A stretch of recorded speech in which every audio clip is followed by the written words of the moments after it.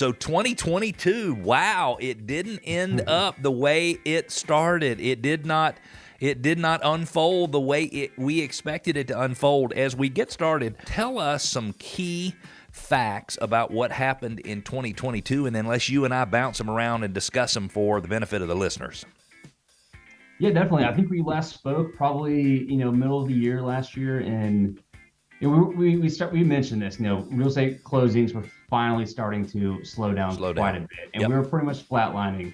But towards the end of the year, we saw some drastic drops in closings for the existing home market, especially. We ended up almost 18% down from 2021.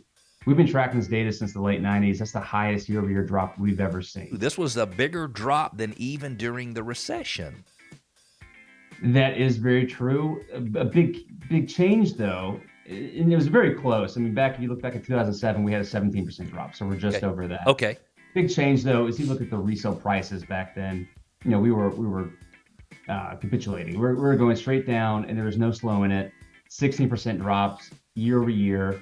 And what's different with this market is we're actually seeing prices still going up a little bit. Yep. Beginning of the year, we were still seeing those double-digit increases year over year. It has slowed down quite a bit, seeing 1, 2, 3%, which is very normal. That's what you actually want to see in a normal market. It's kind of, 3 to 4% year-over-year increase. Yeah. You don't want to see 20% like we were experiencing in 2021, especially. It's not sustainable. And I was reading something the other day that says the historic average, if you look back over time, they said it's between 4 and 5%. Let's just figure they're erroring a little bit high. And so home price appreciation in the 3 to 4% rate is very healthy. I think the mortgage rates, obviously, that is really the main reason for these drastic drops. The demand it's just not the same it used to be. One of them, if you want to talk about it, is really the ability to buy a home. Yeah. It is completely different. If you look at the rates from 2.7% that we experienced, just over a year ago, and let's say somebody's buying a home for $350,000. That was like the average home price back then. Right. They're paying about $1,100 a month in mortgage payments. That same buyer today, if they can only afford $1,100, can only afford a home that's $220,000. Mm-hmm. So that's more than $100,000 difference. Yep. And I think that's why you are seeing this market contract so much as it is. And if you ask any of the older listeners, well, I bought a home in the early 80s and, we paid 18, 20%.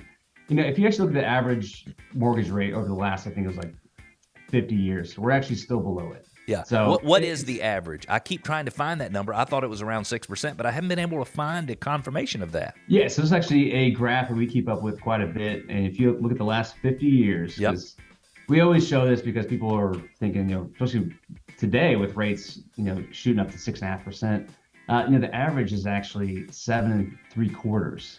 Obviously, look at maybe the last 10, 20 years, much different. We're probably more around 6, which is still relatively where we are today. Typically, buying a house is the safest investment, probably largest investment any person will ever take in their life.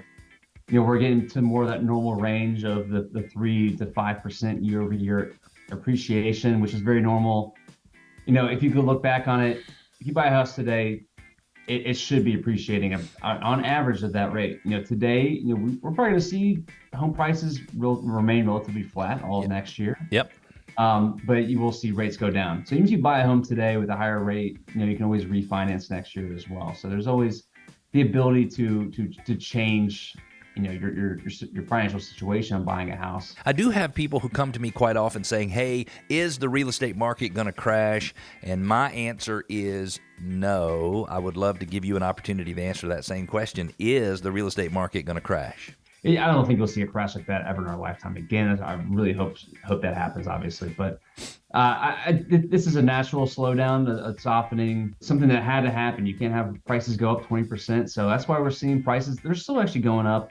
The biggest difference today, though, is the months of supply. Even though rates are relatively similar to what they were back in 2006, around 6%, months of supply is still just over 2 months of supply. And back then, it was about 6 to 7.